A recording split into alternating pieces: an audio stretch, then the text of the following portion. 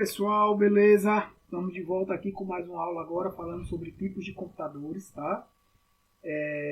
Eu fiz um esquema aqui para tentar diferenciar os principais tipos de computadores.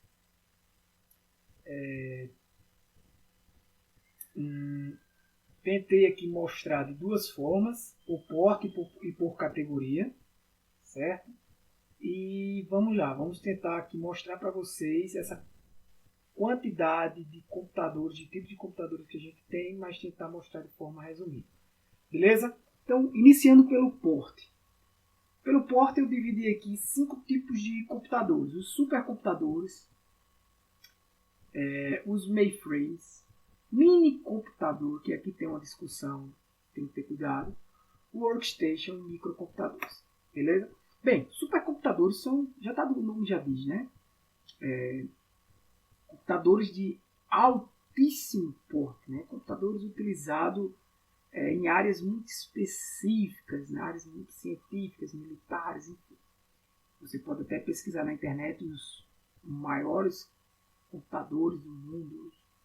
Existe um site que mostra os 500 maiores computadores do mundo, você pode fazer essa pesquisa. Os mainframes são também computadores de grande porte. Tá? São computadores que servem basicamente como servidores. Gente, não é a mesma coisa de um computador desse que você está acostumado. Beleza? Só para vocês terem uma ideia. Veja isso aqui. Vê só. Se eu escrever aqui. Está aqui no Google imagens de supercomputadores. Para você ter uma ideia. Né? Computadores da NASA, enfim. Imagens de mainframe, que são os servidores. A gente vai falar servidores é algum computador que provê algum tipo de serviço. Né? Nesses mainframes aqui, geralmente utilizados em bancos, universidades. Tá? São computadores de grande porte. Beleza? Quando eu venho para workstation, mini computadores, muito cuidado, porque mini computadores ele era usado no passado, ali no século passado, com um conceito que é diferente do utilizado hoje. Né? O conceito de mini computadores, ele veio com esse nome de mini porque ele tem um porte menor do que os mainframes, com funções diferentes, algumas funções semelhantes ao do mainframe, de prover algum tipo de serviço, mas depois veio os microcomputadores, e aí eles diferenciaram bastante dos microcomputadores. Tinha um porte maior do que os microcomputadores na época, só que hoje o conceito de minicomputador que a gente vê no mercado é um conceito totalmente diferente do passado. Tá? Então tem que ter cuidado quando você falar o que é um microcomputador no passado e o que é um minicomputador hoje. O workstation é um computador com uma característica mais específica. Tá? Ele tem um poder de processamento maior do que os microcomputadores. Em geral, eles são classificados como computadores de médio porte. Maior do que o microcomputador. Né? Capacidade de poder de processamento e poder de processamento de capacidade. E isso quer dizer que basicamente eu coloco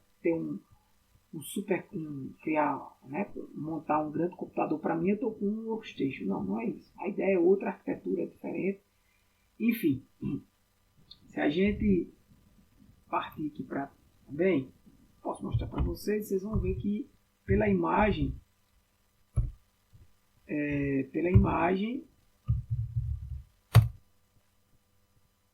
você já vai perceber que são computadores que são utilizados geralmente para alguma atividade específica. Né?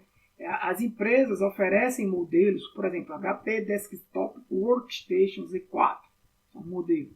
Ele não é um computador, um microcomputador. Né? Então, a quantidade de slot para colocar memória maior, são várias características que levam o poder de processamento ser bem maior do que os microcomputadores e também a sua capacidade de armazenamento. Certo? Então, o microcomputador tem uma característica importante que é possuir um microprocessador. Esse cara que você costuma ter em sua casa é um microcomputador, está lá em cima da sua mesa, né? Um microprocessador funcionando, sei lá, i3, por exemplo, i5, i7. são exemplos de microprocessadores que a gente utiliza. Beleza? E uma coisa interessante também de microcomputadores é o seguinte, é que esse conceito que é um PC, a gente, não, meu PC, o PC, o que significa PC? Né? Ao pé da letra PC é Personal Computer, né? Beleza, computador pessoal. Mas esse nome PC ele vem de uma arquitetura de quando a IBM, né, a empresa IBM, ela criou essa arquitetura, chamou essa arquitetura de arquitetura PC, com a ideia de ser a arquitetura de computadores pessoais. Por isso todo mundo chama PC. Tá? Mas quando a gente fala de arquitetura IBM PC, a gente está falando de uma arquitetura daquele computador, como aquelas placas, como aquele hardware foi construído. Né? É como a arquitetura de uma casa. Né? Você tem a arquitetura de como toda a estrutura daquela casa ali. Né? Como você tem a planta da casa ali, né? A planta de um edifício. Né? Então, você tem aí uma arquitetura desenvolvida pela IBM para aquele tipo de computador. E a IBM chamou de Personal Computer, computadores pessoais, para a época. Só que a Apple também lançou o seu, e tem o Macintosh, que a sua arquitetura já é uma arquitetura diferente dessa. O que eu estou querendo dizer com isso? O que eu estou querendo dizer com isso é que a gente falou na aula passada sobre hardware e software. Então, o sistema operacional, o sistema básico, que vai funcionar sobre esse hardware da IBM, ele é diferente do sistema que vai funcionar sobre o hardware da Apple. Isso acontece hoje, pessoal. Vocês estão mais, digamos assim, aptos a lidar com isso nos smartphones. Né? Eu tenho a arquitetura da Samsung, por exemplo, que utiliza o Android como sistema operacional. E eu tenho a arquitetura Apple, que utiliza o iOS, outro sistema operacional. Aqui eu estou falando de smartphones. Beleza? Entenderam isso aqui, galera? Essa característica principal. Esse aqui é a sequência de portas. Lembrando que hoje existe um tipo de mini computadores. Se você colocar aqui mini computadores, você vai ver que tem uma ideia diferente. Tá? Essa ideia de uma caixinha, né? Para economizar espaço. Ah, você quer utilizar aquilo ali. Enfim, muitas empresas utilizam no espaço apenas para funcionar um sistema da empresa ali. Esse cara é suficiente, né? Você vai economizar também. Então, esses caras hoje em dia são chamados de mini computadores, mas é totalmente diferente do conceito de mini computador do passado, né? Que é um computador que tem um porte bem maior do que esse. Apesar de estar em desuso, não tem mais essa utilidade. E hoje, basicamente, o que eles faziam é feito pelos workstations. Tá? Conceito importantíssimo aqui sobre processamento e capacidade. Né? Processamento, o poder de processamento e de capacidade aumenta, né, nesse sentido aqui. Tá certo? Claro, coloco um asteriscozinho aqui no mini computador, né? Porque eu já expliquei a vocês. Mas o poder de processamento aqui de um supercomputador é maior do que um mainframe, que o faz ser diferente um do outro. Mas o que eu quero que vocês entendam é que o processamento é medido basicamente de um computador. Não, claro que o poder de processamento da sua máquina não depende exclusivamente do seu processador. É um conjunto de dispositivos, né? De hardware. Mas é básico, o principal, o cérebro do computador é o processador. E ele trabalha com a quantidade de hertz. Né? O que seria isso? A quantidade de ciclos que ele consegue dar. A gente vai falar disso mais depois. Mas ciclos é uma comunicação que o processador faz com a memória entre enviar aqueles dados em forma de bits, que eu falei na aula passada, para a memória, coloca na memória, pega da memória, lê da memória, escreve na memória. Certo? Lê da memória, vai lá na memória e pega dados. Processa esses dados e grava na memória novamente. E esse ciclo fica sempre ocorrendo. Então os processadores eles fazem isso uma certa quantidade de ciclos por segundo. Então se eu disser que um processador faz tantos ciclos por segundo, ele faz tantos hertz. Né? Quando eu digo que um processador tem 2 GHz, 2 GB, vou falar o que é mega, o que é giga lá na frente, mas aí eu estou falando que ele dá 2 milhões, no caso de mega, basicamente isso, de ciclos por segundo, ou 2 bilhões, e assim vai. Mas o que eu quero que você entenda no momento é que o processamento é basicamente do processador e capacidade é da memória. E a memória, como é que a gente mede essa capacidade? Através de bytes, que a gente também vai explicar o que é um byte. Mas os bytes é uma unidade que você pode medir memória. Né? E aí você vem para bytes, kbytes, gigabyte, terabyte, né? E essas palavras vocês, a maioria, acredito, estão mais acostumados.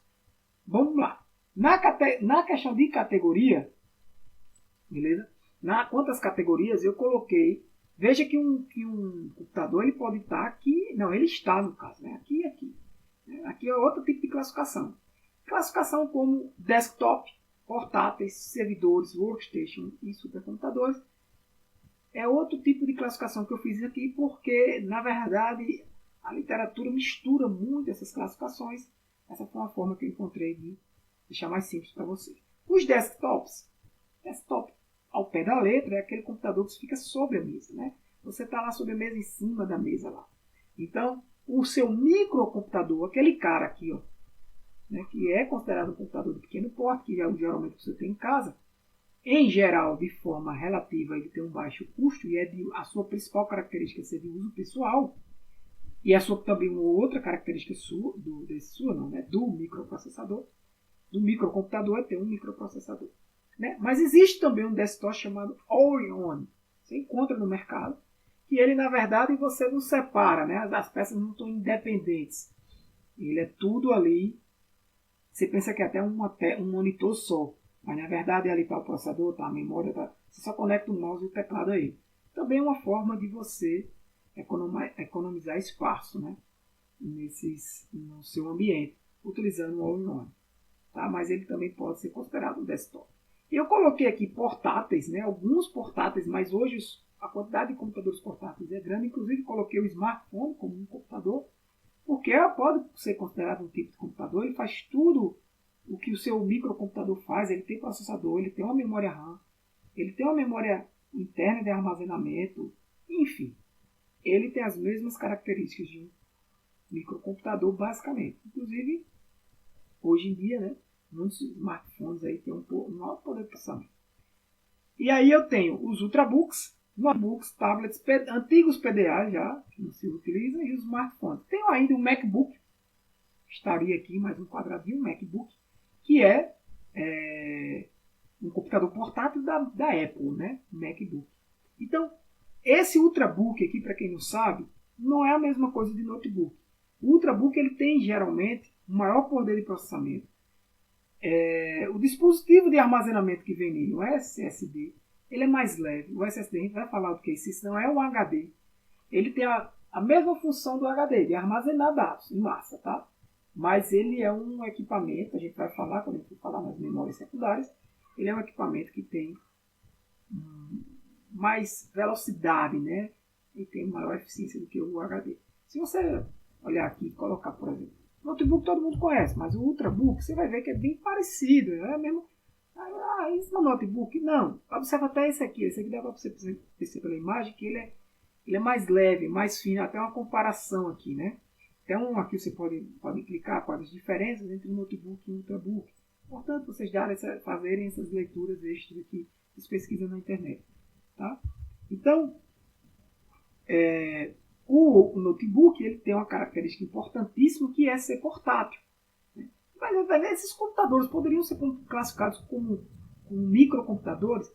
Ao pé da letra, sim, porque ele tem basicamente um microprocessador. Mas um notebook, um ultrabook, ele não é no mercado, gente, caracterizado como um microcomputador. Quando a gente fala em microcomputador, a gente vai lembrar dos desktops ou até do All-in-One. Tá? E confunde um pouco essas ideias aqui. Mas o notebook e o ultrabook eles são portáteis, porque a ideia dele é de você levar para um lugar e para o outro. Você não compra um microcomputador para ficar carregando debaixo do braço, aquele gabinete, uma tela de LCD, seja o que for do monitor. Tá? O tablet ele tem uma característica importante, não ter um teclado físico, usar touchscreen, né? Não tem discos, geralmente tem Wi-Fi e alguns inclusive tem conexão de telefonia móvel, né? Você pode fazer ligações. Você já viu alguém falando no tablet como o telefone não é a sua principal característica, tanto que muitos tablets não trazem essa função. O PDA é um dos primeiros computadores, é o primeiro computador de mão, né? Não se utiliza mais, era comum se utilizar em restaurantes, é muito pouco utilizado hoje porque os próprios smartphones substituíram eles, né? Os PDAs, eles, na verdade, eles deram origem a essa ideia de utilizar o smartphone, né? Eram computadores de mão, né? Muito comum em restaurante. Você chegava no restaurante, o garçom lhe atendia, fazia seu pedido, né? Colocando ali no PDA.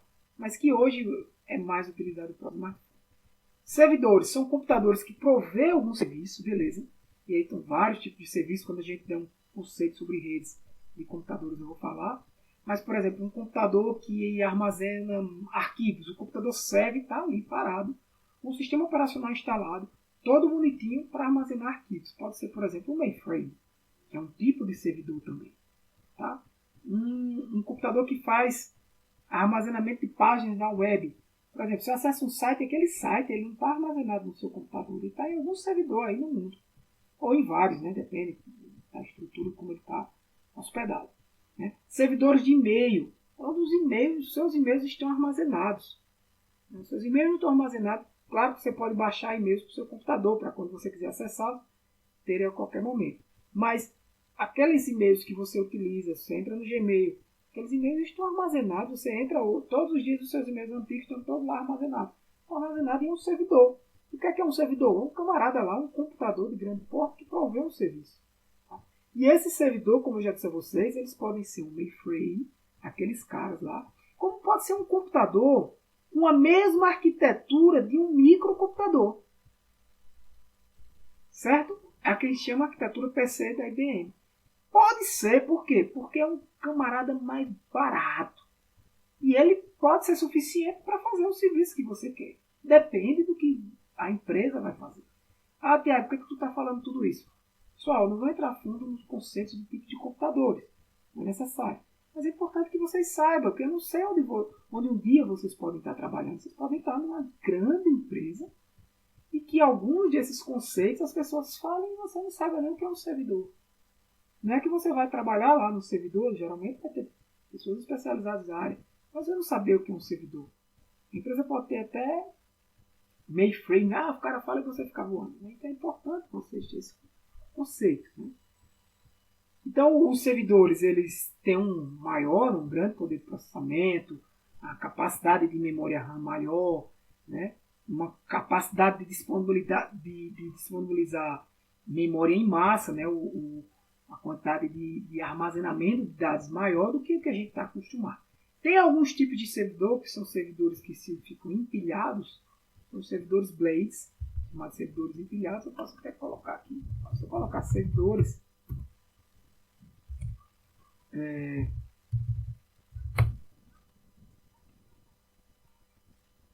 gente chama de empilhamento. Esse empilhamento aqui, como vocês estão vendo, o servidor blade. Imagina a capacidade de processamento desses caras aí, ó. Ele retirando um aqui, tá? Vários canais aqui interessantes para vocês, se tiverem curiosidade, darem uma lida. Beleza? Os workstation, uma outra categoria, que aí eu classifiquei aqui no porte, né? Que tem mais poder de processamento do que um microcomputador, tem mais capacidade. A placa de vídeo, que geralmente é uma placa de vídeo muito boa, que a placa de vídeo minha que eu jogo nos meus jogos, não é o seu PC gamer não, tá? É muito mais poderoso, tá? É um custo maior, tem uma maior produtividade e é geralmente utilizado para uma tarefa específica, beleza? Como por exemplo, o pessoal trabalha com vídeos de forma pesada, pode ser utilizado. E os supercomputadores que fiquem para a tarefa de vocês darem uma olhada até aqui nesse site Top 500. Tem lá os tipos de supercomputadores. Beleza, galera? Gente, então é isso aí. Por hoje é isso aí. Valeu. Forte abraço a todos. Até a próxima. Deus abençoe vocês. Tchau.